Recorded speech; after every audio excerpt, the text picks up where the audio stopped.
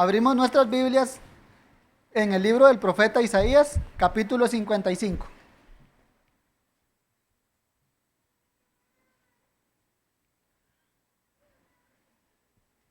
Y vamos a leer de los versículos 1 al 7.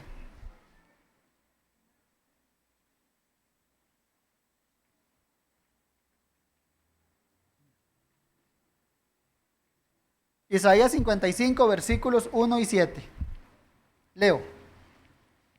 A todos los sedientos, venid a las aguas, y a los que no tienen dinero, venid, comprad y comed. Venid, comprad sin dinero y sin precio, vino y leche. ¿Por qué gastáis el dinero en lo que no es pan, y vuestro trabajo en lo que no sacía? Oídme atentamente, y comed del bien, y se deleitará vuestra alma con grosura. Inclinad vuestro oído, venid a mí, oíd, y vivirá vuestra alma. Y haré con vosotros pacto eterno, las misericordias firmes a David. He aquí que yo lo di por testigo a los pueblos, por jefe y por maestro a las naciones. He aquí, llamarás a gente que no conociste, y gentes que no te conocieron correrán a ti, por causa de Jehová tu Dios, y del Santo de Israel que te ha honrado. Buscad a Jehová mientras pueda ser hallado, llamadle en tanto que está cercano. Deje el impío su camino y el hombre inicuo sus pensamientos, y vuélvase a Jehová, el cual tendrá de él misericordia, y al Dios nuestro, el cual es amplio en perdonar. Nuestra confesión, en el capítulo 8, párrafo 1, dice así: agradó a Dios en su propósito eterno escoger y ordenar al Señor Jesús, su Hijo unigénito, conforme al pacto hecho entre ambos, para que fuera Él mediador entre Dios y el hombre, profeta, sacerdote y rey, cabeza y salvador de la iglesia, el heredero de todas las cosas y juez del mundo, a quien dio desde toda la eternidad un pueblo para que fuera su simiente y para que a su tiempo lo redimiera, llamara, justificara, santificara y glorificara. En la sección que acabamos de leer, particularmente el versículo que memorizamos, o los versículos, los 4 y 5, están usados en nuestra confesión como apoyo a lo que acabamos de leer, sobre todo esta última parte, a quien dio desde toda la eternidad un pueblo para que fuera su simiente y para que a su tiempo lo redimiera, llamara, justificara, santificara y glorificara. Entonces, estos versículos que estuvimos memorizando, nuestra confesión entonces los tiene como fundamento para esta frase que les acabo de leer. Por ende, son los que vamos a centrarnos en esta tarde. Antes de comenzar la exposición del texto, trataré de hacer una breve introducción a esta profecía, a los versículos 1 y 7. Primero, me parece que debemos tener en claro en la sección del libro que se encuentra. El libro de Isaías consta de dos grandes partes. Digamos, la primera parte, capítulo 1 al 39, y la segunda mitad del libro, del capítulo 40 al 66. Esta segunda mitad es conocida como el libro de la consolación. De manera particular es porque así inicia el capítulo 40, en el versículo 1. Consolaos, consolaos, pueblo mío. Fue una profecía que el profeta Isaías dejó como con 200 años de anticipación al pueblo que iba a estar cautivo en Babilonia. Entonces, era un mensaje de consuelo. Ahora, ¿por qué consuelo? Recordemos, era un pueblo que, por decirlo así, estuvo en la cúspide, como nos lo narra la Biblia, con Salomón, y luego, por su rebeldía, cayeron a tal punto que fueron exiliados a Babilonia. Los que eran pueblo de Dios pasaron ahora a ser reinados, como lo estuvimos viendo hace tiempo en Daniel, por Nabucodonosor, por Ciro y distintos reyes ya ajenos al linaje de David. Y en particular en esta profecía, el profeta usa tanto la aflicción de Babilonia o como el anuncio de que van a ser liberados de Babilonia, por decirlo así, lo usa como un marco profético para apuntar a una liberación que va mucho más allá que de ser liberados de Babilonia. Por ejemplo, en Isaías 42, ya ahí se nos presenta la figura del siervo de Jehová, que va a ser ese, que va a venir a liberar a su pueblo, no solo de la esclavitud, o no tanto de una esclavitud de una nación como Babilonia, sino que va a venir a liberarlos de su pecado. Y, por ejemplo, Isaías 42, versículo 3, ahí se nos describe la misión que Dios le da a su siervo. Le dice: te ayudé y te guardaré y te daré al pueblo para que restaures la tierra, para que heredes asoladas heredades, para que digas a los presos: salid, y a los que están en tinieblas, mostraos. Este siervo de Jehová lo podemos encontrar ya sea en el capítulo 42, capítulo 49, capítulo 50, y podemos verlo como la cúspide en el capítulo 53, donde se ve la obra expiatoria de cómo iba a ser liberado su pueblo. En Isaías 53:5 se le ve claramente, por ejemplo, cuando le dice: mas él fue herido por nuestras rebeliones, molido por nuestros pecados, el castigo de nuestra paz fue sobre él, por su llaga fuimos nosotros curados. El profeta entonces les dice que van a ser liberados por el siervo de Jehová. ¿Cómo? Por la obra expiatoria. Él iba a dar su vida en sustitución por su pueblo.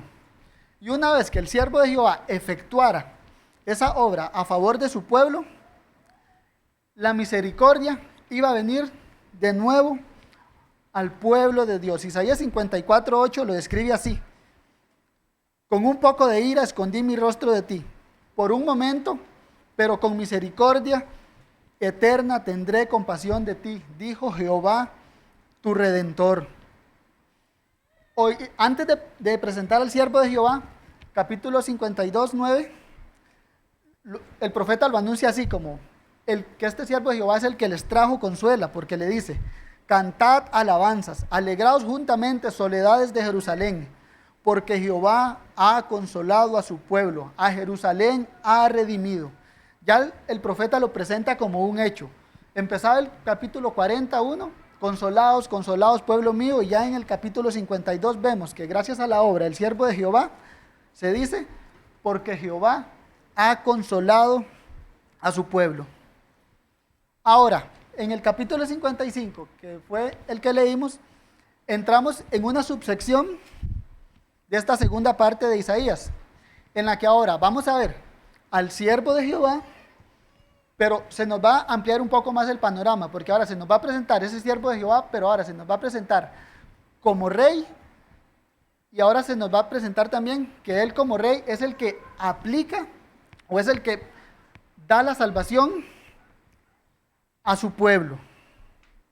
Ahora, esto lo vamos a hacer en 4 puntos.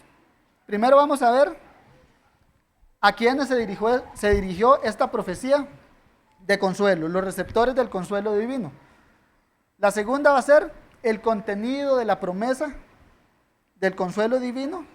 Tercero va a ser el medio por quien les llegue el consuelo. Y el cuarto, la extensión del consuelo de Dios. Comenzamos. Punto número 1. Los receptores del consuelo divino. Versículos 1 y 2. Dice: a todos los sedientos, venid a las aguas, y a los que no tienen dinero, venid, comprad y comed. Venid, comprad sin dinero y sin precio, vino y leche. ¿Por qué gastáis el dinero en lo que no es pan y vuestro trabajo en lo que no sacía? Oídme atentamente y comed del bien, y se deleitará vuestra alma con grosura. Primero quiero que entonces nos centremos en a quiénes va dirigida la profecía. Como podemos ver, de entrada en el versículo 1 se nos dice: a todos los sedientos. ¿Qué dice? Venid. Y después de ese venid también dice: a los que no tienen dinero, venid y comprad. Veámoslo así. El profeta se está dirigiendo aquí a los necesitados de su pueblo. Se dirige a los que tienen sed, a los sedientos, y que también por otro lado están en bancarrota, ya no tienen ningún centavo para saciar la sed. Los receptores de estas palabras entonces eran israelitas que vivían en Babilonia, que estaban en bancarrota, israelitas sirviendo a reyes ajenos a la promesa davídica, por ejemplo, rodeados de la idolatría babilónica, posiblemente ya influenciados con el paganismo de ese lugar, con gran necesidad del Señor. De ahí que podemos ver esas descripciones de sedientos, los que no tienen dinero. Ya, eran personas con gran necesidad espiritual. Ahora, era tal el estado que aquí se los llama sedientos, porque el profeta les hace eco a lo que les dijo en el capítulo 41, verso 17, que les dice: los afligidos y menesterosos buscan las aguas y no las hay. Seca está de sed su lengua. Entonces, a estos que les dice afligidos, menesterosos, que tienen su lengua seca, es a los que se está dirigiendo el profeta. Ya es un pueblo triste, en un estado de miseria. Ahora, no debemos pasar por alto que este pueblo llegó a tal estado por causa de su pecado.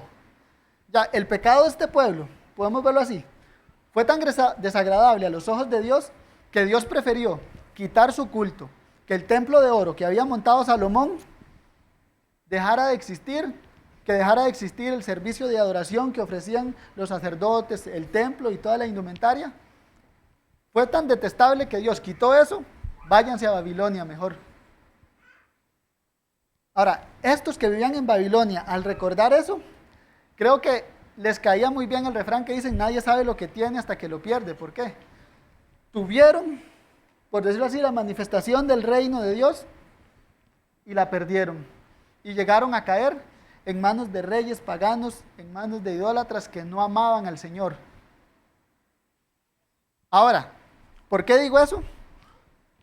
Porque, como el profeta los describe aquí, a veces cuando uno los lee de entrada, que dice a los sedientos o a los que no tienen dinero, primero evoca por nosotros como cierta compasión de son personas que están bajo circunstancias terribles, que por decirlo así evoca lástima. Pero por otro lado, el profeta también nos los muestra como personas que son culpables de sus pecados y que actualmente en Babilonia perdieron todo menos su pecado. Su pecado está ahí con ellos. Versículo 2 le dice: ¿por qué gastáis el dinero en lo que no es pan y vuestro trabajo en lo que no sacía? Veamos esto. Se nos describe personas, dice, gastáis el dinero en lo que no es pan y vuestro trabajo en lo que no sacía. Andaban detrás, por verlo así, de cosas vanas. En lugar de estar centrados, incluso ahí en Babilonia, en el Señor y en su reino, no, el profeta de una vez los exhorta. Sí, son necesitados, sí, son sedientos, sí, están en bancarrotas, pero gastan en lo que no es pan. Gastan no en el pan de vida, gastan su trabajo en lo que no sacía. Ya se nos describen personas sedientas que no pueden por sí mismo aplacar esa sed. ¿Por qué? Porque gastan en lo que no sacía. Son personas con sed que no, ellos no buscan no buscan al Señor para calmar esa sed.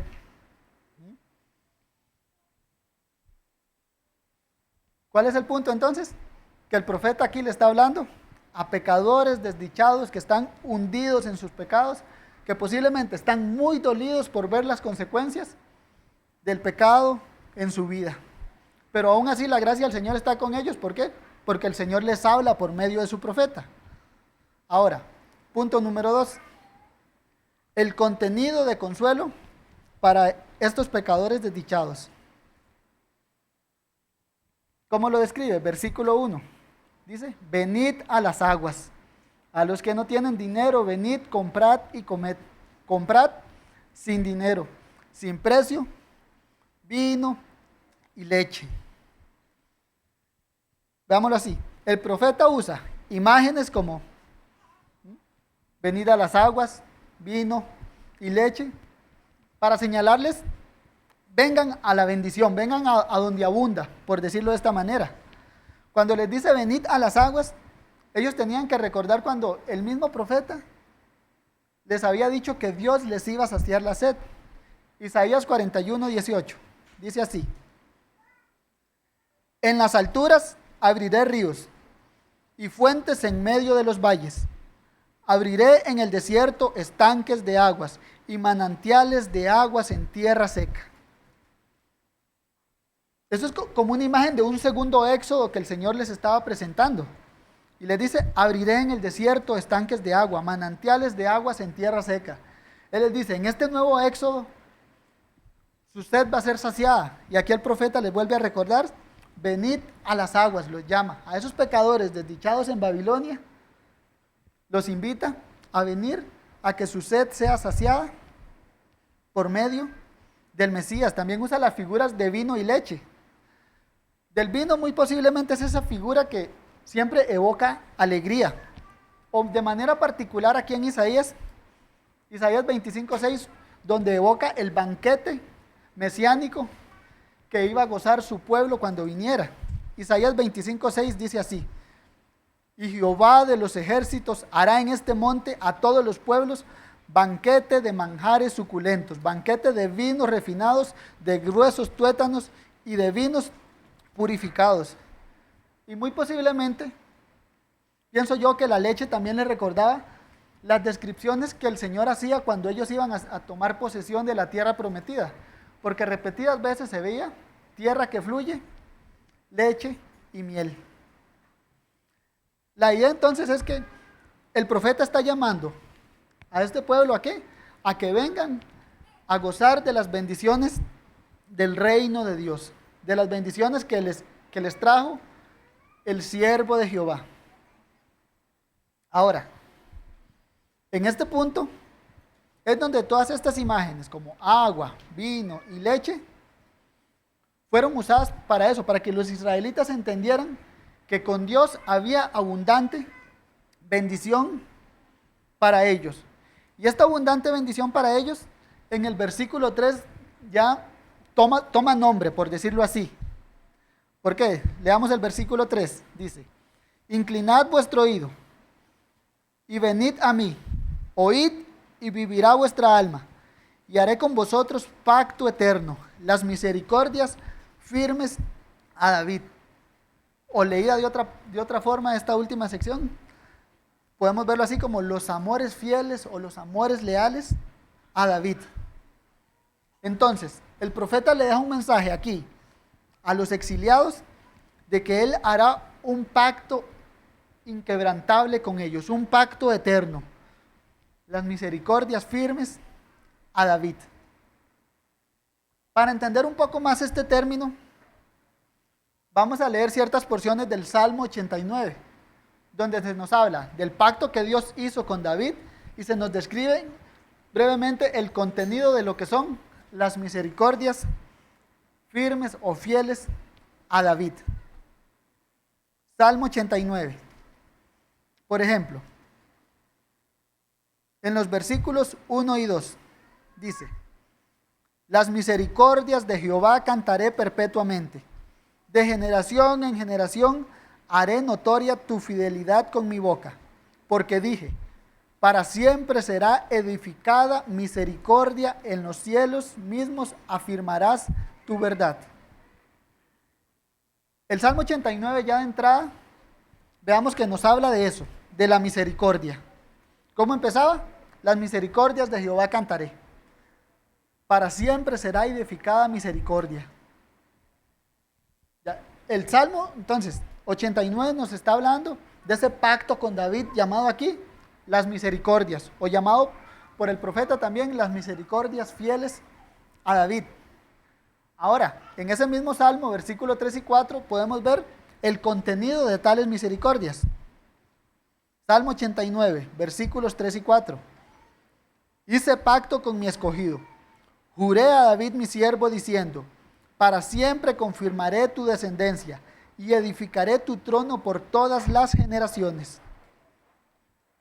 Entonces, veamos, las misericordias fieles a David son el pacto en el cual Dios le promete a David que su descendencia estaría en el trono del pueblo de Dios por todas las generaciones. Dios le prometió a David un reinado continuo de su descendencia. Motier, el comentarista, lo resume de esta manera también. Los amores fieles a David son el pacto que prometía a David la continuación y el dominio de su monarquía por toda la eternidad y en todas las naciones. Ahora, con esto ya en mente también debemos preguntarnos, ¿qué bendición traería la monarquía de David al pueblo de Dios?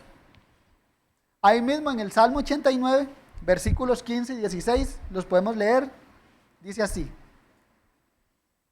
Bienaventurado el pueblo que sabe aclamarte, andará, oh Jehová, a la luz de tu rostro.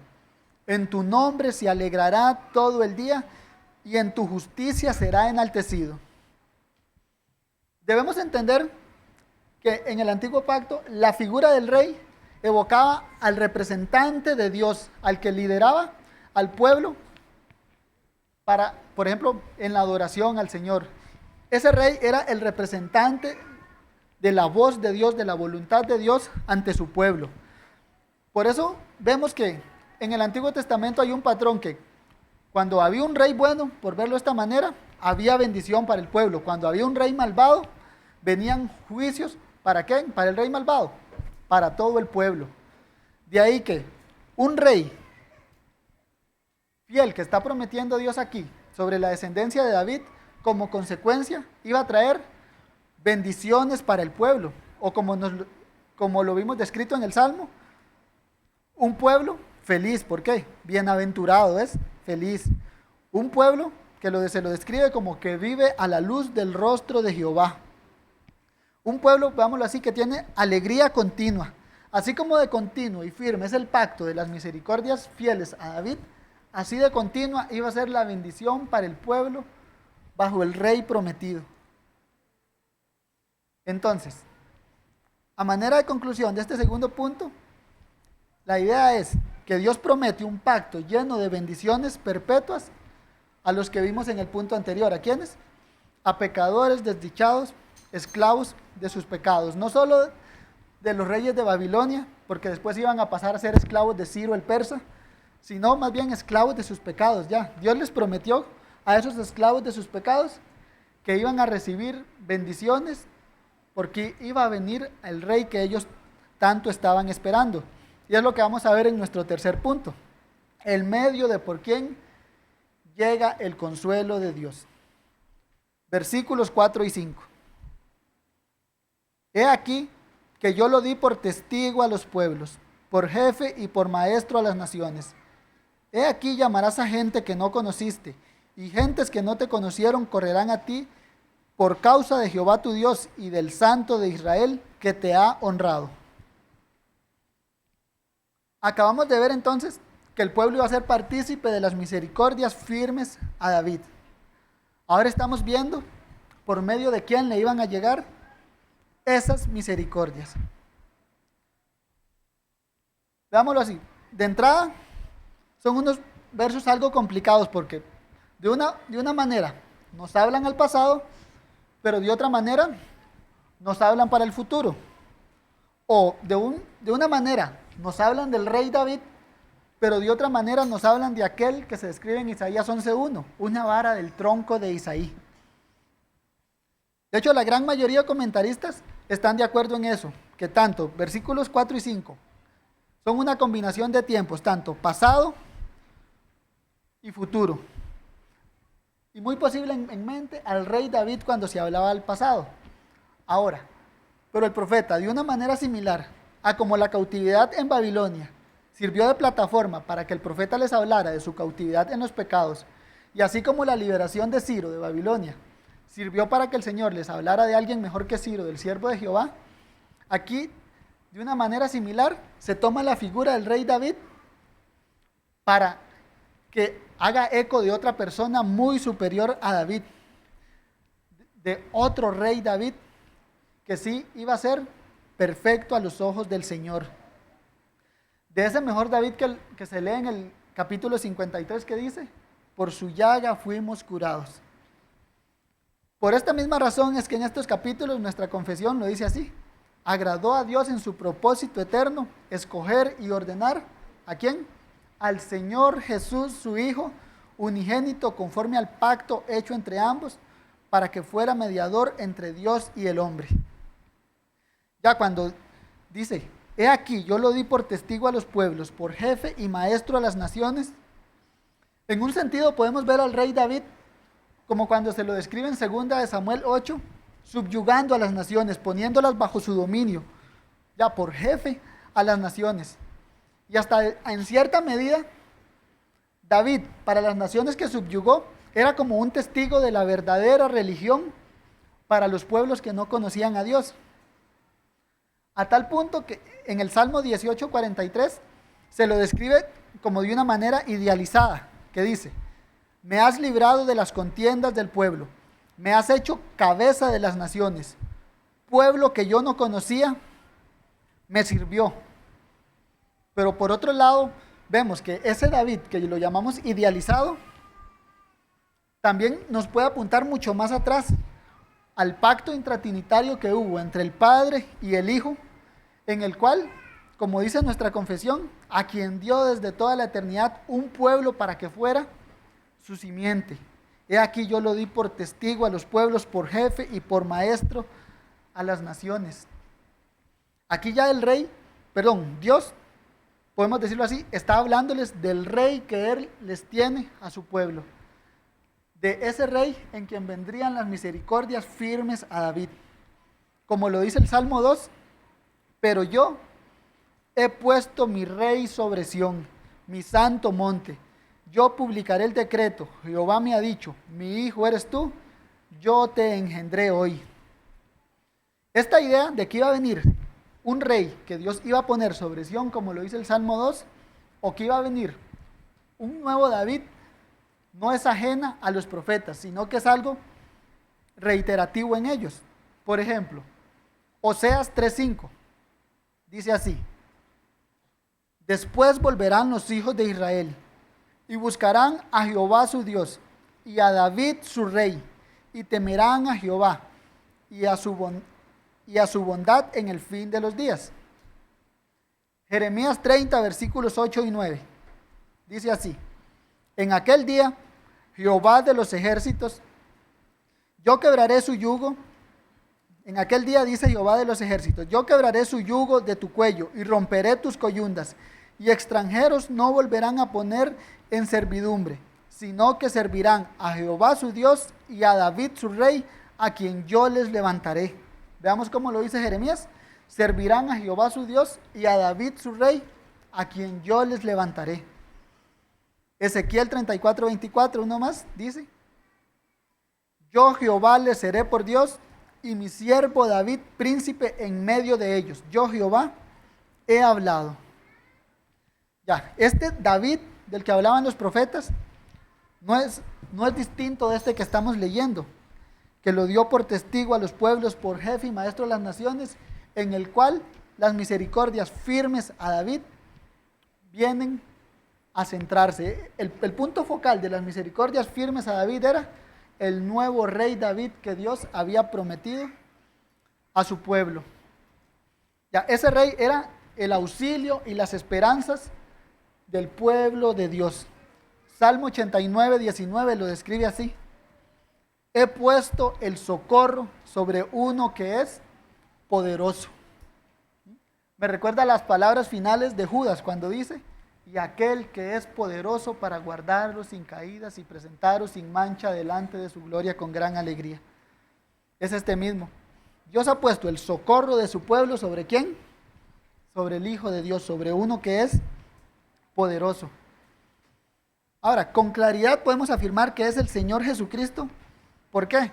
Porque el Nuevo Testamento nos interpreta esto de esta manera, que las misericordias firmes a David llegan a su cumplimiento en Cristo, el Hijo de Dios.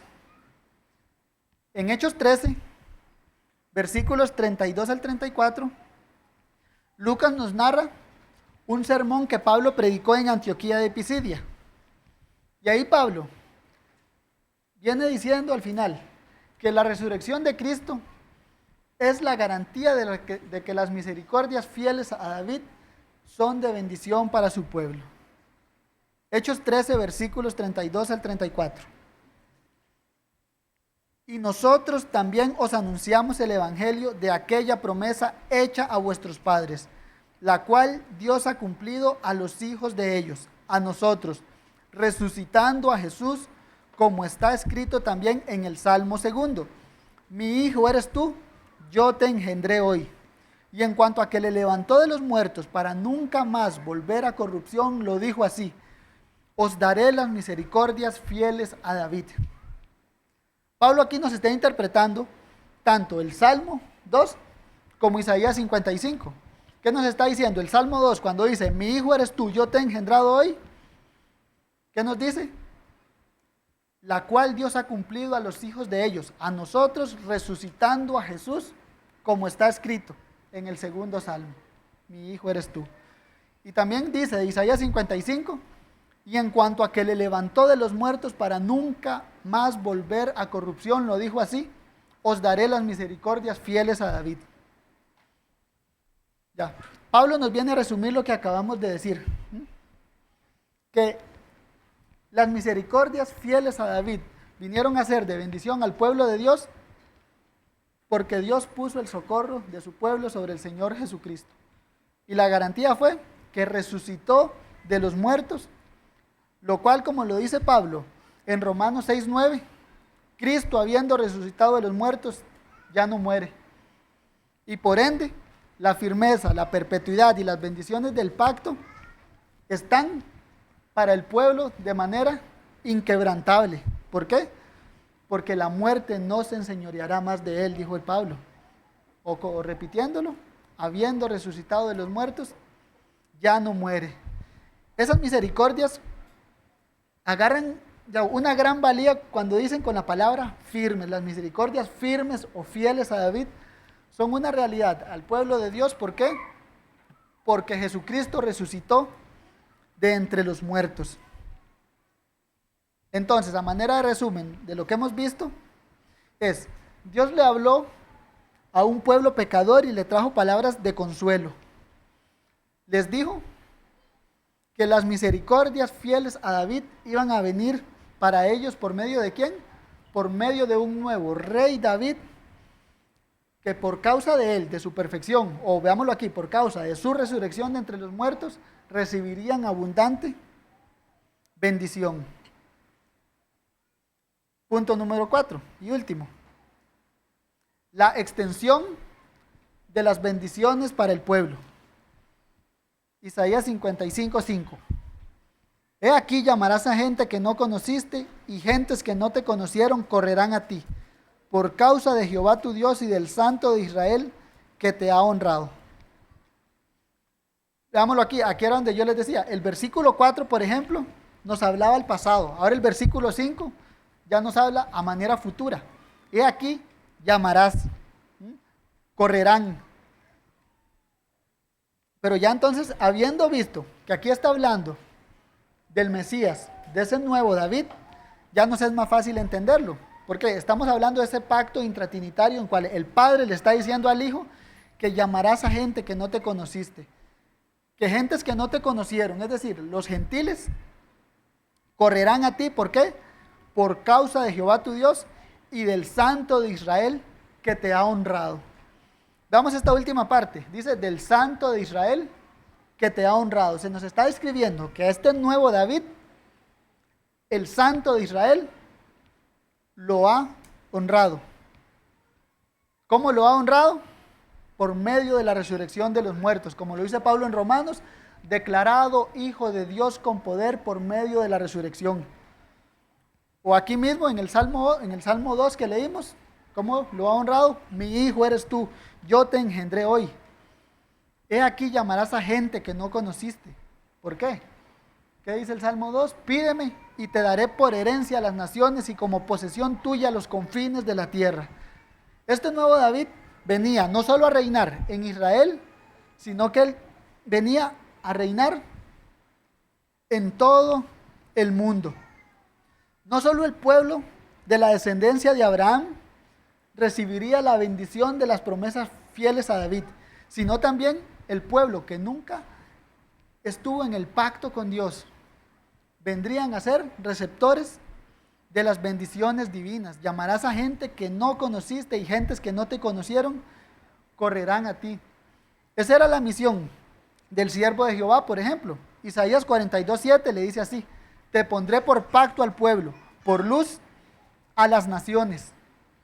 Ahora eso se personifica en este nuevo David, que es: pídeme y te daré por herencia a las naciones, que es el soberano de las naciones, que es el dueño y señor de la creación de Dios. Y esto, como vimos, es debido a la alta posición de este rey y del santo de Israel que te ha honrado. Ya él es un rey victorioso que fue honrado, ¿por qué? Por resucitar de entre los muertos. Y tal es el honor que él no viene a reinar sobre un pequeño pueblo allá en Palestina, sino que él tiene un reino inmenso.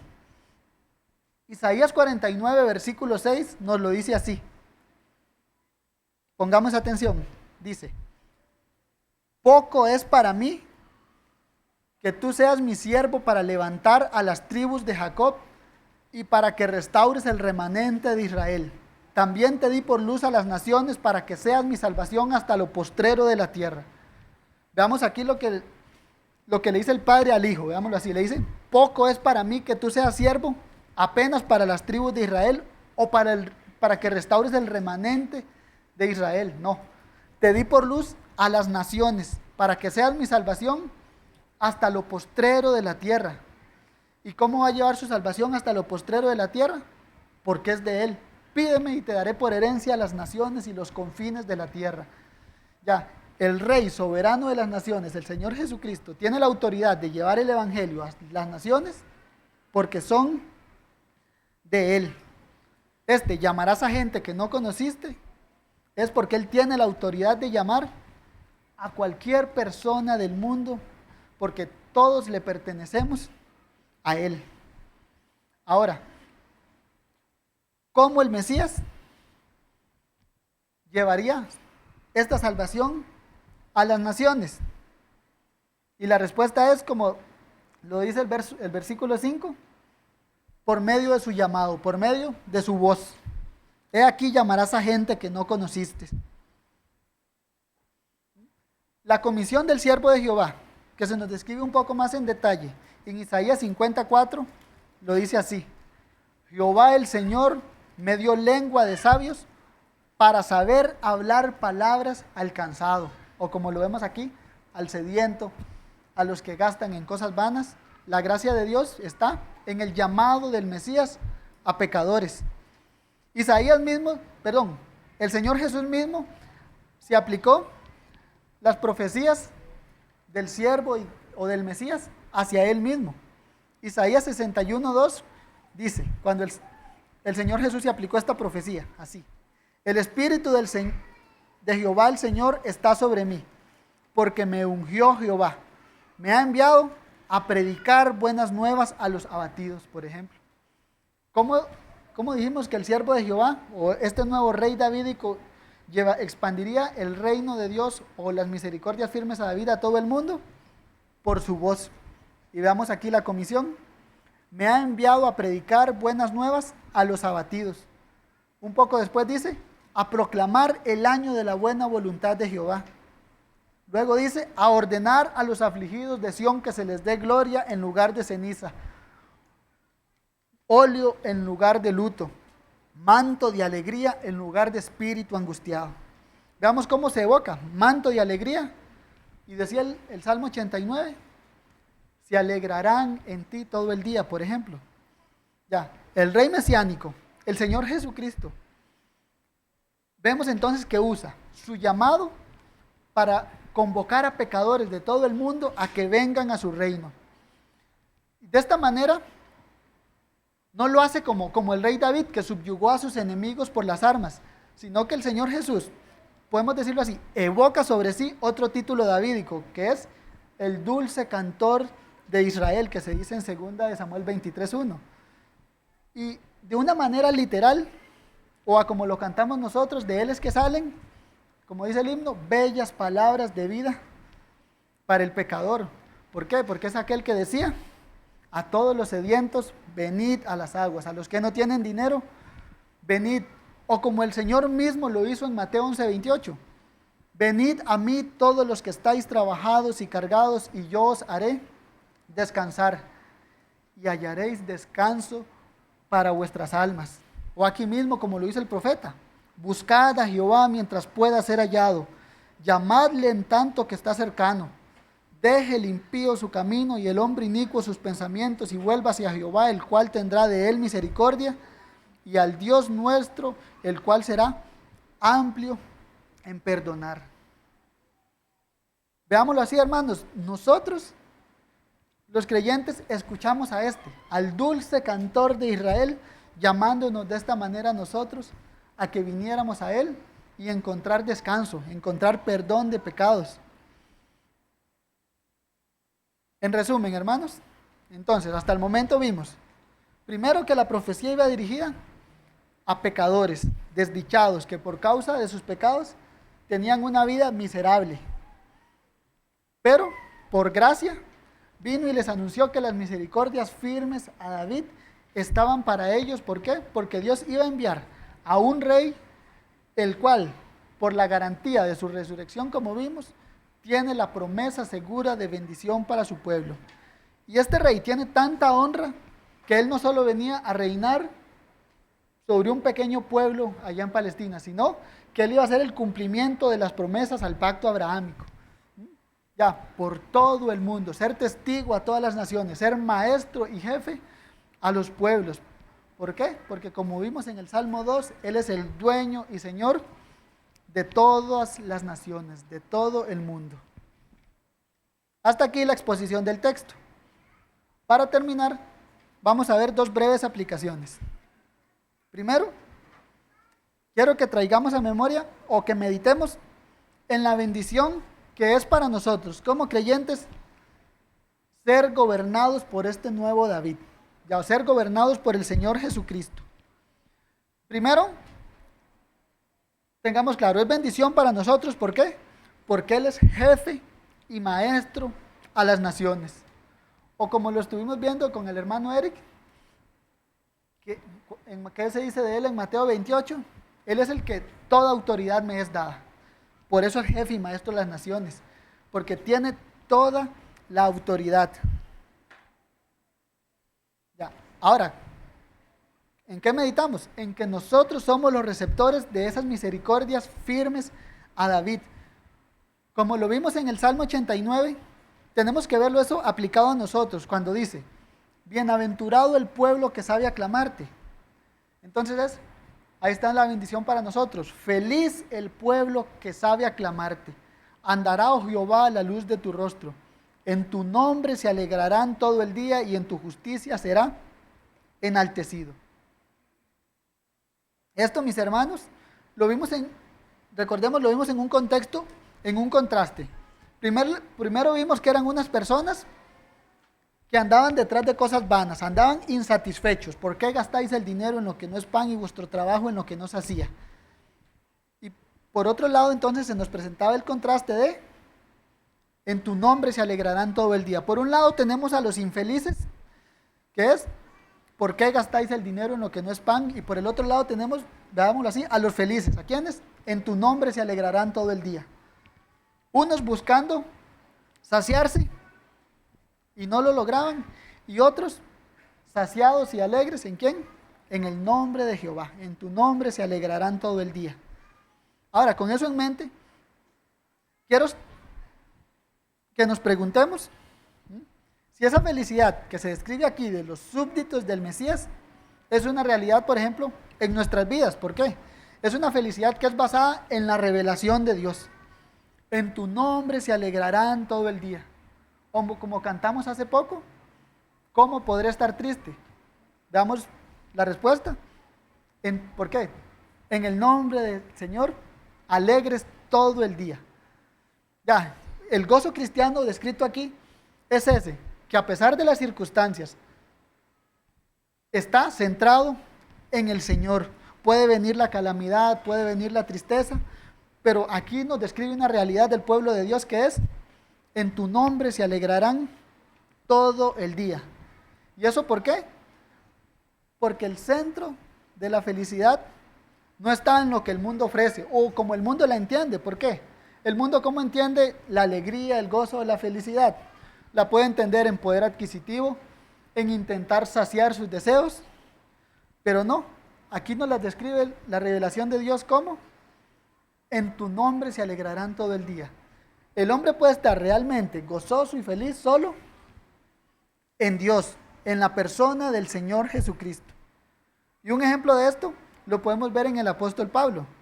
Por ejemplo, él en Filipenses 4:4, él le ordena a la iglesia y les dice: regocijaos en el Señor siempre. Otra vez os digo, regocijaos.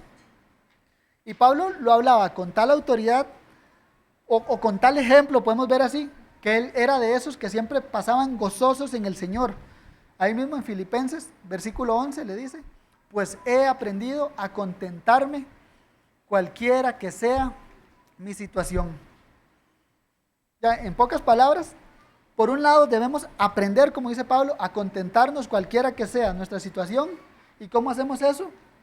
Teniendo claro quién es el Señor Jesucristo, acudiendo a su revelación para que de verdad podamos decir: en tu nombre me alegraré todo el día. Ya ser parte del reino de Cristo implica que seamos personas gozosas. Ahora, también es bueno aclarar que a veces muchos presentan el evangelio de una manera como: Jesús murió para hacernos felices. No, no es así, porque estamos desvirtuando el evangelio. Pero sí es una realidad que el gozo o la felicidad sí es parte de las bendiciones que Dios le da a su pueblo. Bienaventurado el pueblo que te aclama, o en tu nombre se alegrarán todo el día. Ahora, con esto quiero que apuntemos, por decirlo así, a un caso particular, y es el guardar nuestros corazones. ¿Cómo? Poniendo la mirada en Cristo y en lo que Dios ha prometido. Muchas veces nosotros nos atribulamos nuestro corazón porque esperamos recibir algo que tal vez Dios no ha prometido. Y ahí viene la caída del gozo, puede venir la tristeza, la frustración. Pero como les digo, guardemos nuestro corazón y enfoquémoslo en Cristo y en su reino y en sus promesas. Y ahí nuestro corazón estará guardado en el Señor. Nada más examinémonos a nosotros mismos y veamos eso que tanto queremos, si Dios lo ha prometido o no. Y ahí ya podemos ver cómo puede estar nuestro corazón de atribulado, porque tal vez le podemos estar exigiendo algo a Dios que Él no ha prometido. Ahora, puede ser que Dios lo cumpla o no, pero el punto es que nuestro gozo no debe estar en eso que tanto queremos, sino en Cristo y en su reino. Como Él mismo lo dijo: primeramente buscad el reino de Dios y su justicia. Teniendo las prioridades en orden, el gozo cristiano va a ser una realidad en la vida de nosotros. Nosotros como cristianos de verdad somos ese pueblo gozoso. ¿Por qué? Porque el Señor Jesús dio su vida por nosotros, nos mostró su amor de tal manera que murió para que nosotros recibiéramos vida eterna. Y ese debe ser el fundamento del gozo cristiano. Y cuando leamos ese salmo que dice: bienaventurado el pueblo que sabe aclamarte, podemos ver esa realidad en nuestras vidas, que el pueblo cristiano es un pueblo feliz porque tienen a un Dios verdadero en el cual están todos sus anhelos y esperanzas descansando en Él. Y la última aplicación, me dirijo particularmente a los pecadores que pueden haber entre nosotros que aún no están arrepentidos. Y es para que tengan claro que aún hoy hay oportunidad de venir al Señor. ¿Por qué? ¿Cómo terminó los versículos 6 y 7? Decían: buscad a Jehová mientras pueda ser hallado. Llamadle en tanto que está cercano. Deje el impío su camino y el hombre inicuo sus pensamientos. Vuélvase a Jehová, el cual tendrá de él misericordia, al Dios nuestro, el cual es amplio en perdonar. Veamos cómo lo describe el profeta. Es amplio en perdonar. Ya es un Dios perdonador. Me gusta mucho cómo lo describe en Miqueas 7:18. Lo describe que es un Dios que se deleita en misericordia. La idea es que Dios está muy, muy dispuesto a perdonar. Pero por otro lado también debemos recordar que el pecador está muy, muy dispuesto a aferrarse a sus pecados. Que el pecador Hoy mismo posible sea de esos que no quieren vivir a la luz del rostro de Jehová, como lo decía el Salmo 89. Ahora, ¿qué con eso? Que va a haber un día en que esa actitud del pecador que hoy se esconden del rostro de Jehová va a ser una realidad, pero podemos verlo así. Ya hoy es una realidad, pero ese día va a ser una realidad terrorífica. ¿Por qué? Porque ellos van a querer esconderse del rostro de Jehová. ¿Por qué? Porque la ira de ese rostro va dirigida hacia ellos. Apocalipsis 6, versículos 15 al 17 dice: y los reyes de la tierra, y los grandes, los ricos, los capitanes, los poderosos, y todo siervo y todo libre, se escondieron en las cuevas y entre las peñas de los montes, y decían a los montes y a las peñas: caed sobre nosotros, y escondednos del rostro de Jehová, del rostro de aquel que está sentado sobre el trono, y de la ira del Cordero, porque el gran día de su ira ha llegado. ¿Quién podrá sostenerse en pie? Hay un pueblo que vimos que vive a la luz del rostro de Jehová. Hay otros que se esconden. ¿Por qué? Porque es lo natural en el hombre. ¿Qué hizo Adán y Eva cuando entró el pecado? Se escondieron. Lo natural en el hombre es eso, esconderse del rostro de Jehová. Mientras, por ejemplo, el rey David, ¿cómo oraba? No vuelvas tu rostro, ya no me des la espalda. El pecador se esconde del rostro de Jehová. Y va a haber un día en que se esconderá del rostro de Jehová, pero no como lo hace ahora rechazándolo, sino huyendo de terror, porque la ira del Cordero se ha acercado. Y la pregunta que hace aquí Juan es: ¿quién podrá sostenerse en pie en ese día? Por tanto, el llamado esta noche para el pecador es: buscad a Jehová mientras pueda ser hallado, llamadle en tanto que está cercano. Deje el impío su camino y el hombre inicuo sus pensamientos, y vuélvase a Jehová, el cual tendrá de él misericordia. El que a mí viene no lo echo fuera, dice el Señor, y al Dios nuestro, el cual es amplio en perdonar. Oremos. Dios bendito, gracias, Señor, porque tuviste misericordia de nosotros llamándonos. Somos testigos de eso, Señor, que el pueblo que no te conocía corrió hacia ti. Y lo hicimos cuando escuchamos tu voz, Señor, que nos llamaste a venir a tu reino, que tuviste misericordia de nosotros, lavaste nuestros pecados, Señor. Te damos gracias por eso. Y también te rogamos que hoy, Señor, tengas misericordia de los pecadores no arrepentidos que puedan haber aquí. Ábrele sus oídos para que escuchen tu voz, para que conozcan que eres amplio en perdonar, Señor. Manifiéstate en medio de nosotros, salvando pecadores y haciendo que tu iglesia crezca en santidad. Amén.